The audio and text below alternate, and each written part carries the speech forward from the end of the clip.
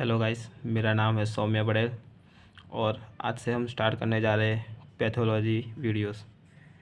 इसमें सबसे पहले हम पहले वीडियो में देखेंगे, सिर्फ ओवरव्यू देखेंगे कि सेल इंजरी में क्या क्या टॉपिक आप पढ़ने जाएंगे। ठीक है गाइस, तो सबसे पहले आएगा सेल इंजरी।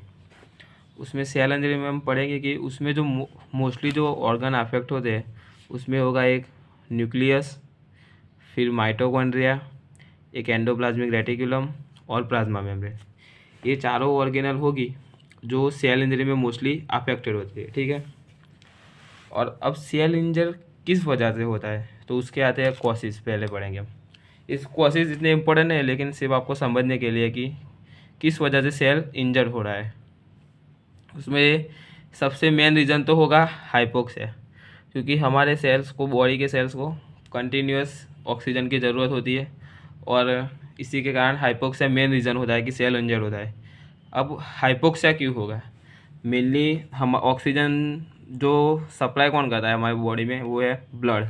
इसलिए मतलब अगर ब्लड सप्लाई कम हो जाएगी की वजह से O2 की सप्लाई कम होगी, जिसके वजह से सेल इंजर हो सकता है। ठीक है, अब हाइपोक्सिया के कॉजेज़ में मोस्ट सेंसिटिव सेल्स कौन से हैं जो हाइपोक्सिया की वजह से बहुत जल्दी इंजर हो जाते हैं?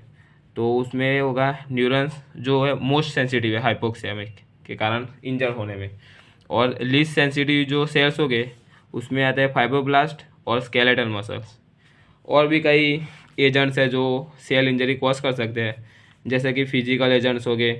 फिजिकल एजेंट्स में आएगा रेडिएशन, फिर केमिकल एजेंट्स, कार्सिनोजेंस आएंगे। उसमें इन्फेक्शन एजेंट्स भी हो सकते हैं, जैसे कि बैक्टीरिया, वायरस, वो बॉडी के सेल्स को इन्फेक्शन करके जिसकी वजह से भी सेल इंजर हो सकता है। फिर कोई जीनेटिक एबनॉर्मेलिटीज़ हो सकती है।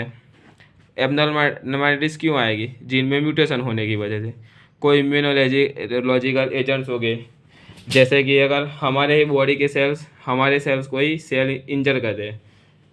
फिर आएगा न्यूट्रिशनल इम्बेलेंस होने की वजह से भी वो सेल इंजर हो सकता है। जैसे कि इम्बेलेंस में क्या हो सकता है, या तो डेफिशिएंसी हो सकती है या फिर न्यूट्रिशन एक्सेस हो सकता है। उसमें आएगा PEM, प्रोटीन एलर्जी माल न्यूट्रिशन, और एक्सेस में ओबेसिटी। ये इतने इम्पोर्टेंट नहीं है। ठीक है कॉजेज। फिर आता है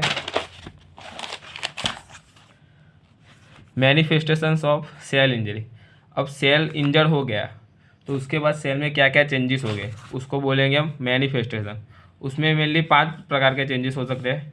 या तो सेल एडेप्ट हो जाए न्यू स्टिम्युलस को, या फिर उसमें रिवर्सिबल सेल इंजरी हो सकती है, या फिर इरिवर्सिबल सेल इंजरी हो सकती है, या फिर इंट्रासेल्युलर एक्यूमुलेशन और पैथोलॉजिकल कैल्सिफिकेशन। ये सब चीज़ें हम बाद में आगे के टॉपिक में पढ़ेंगे। अब एडेप्टेशन में हम क्या पढ़ेंगे? तो एडेप्टेशन में होगा हाइपरट्रॉफी, फिर हाइपरप्लाजिया, एट्रॉफी, मेटाप्लाजिया। ये सब क्या है वो मैं नेक्स्ट वीडियो में बताऊंगा।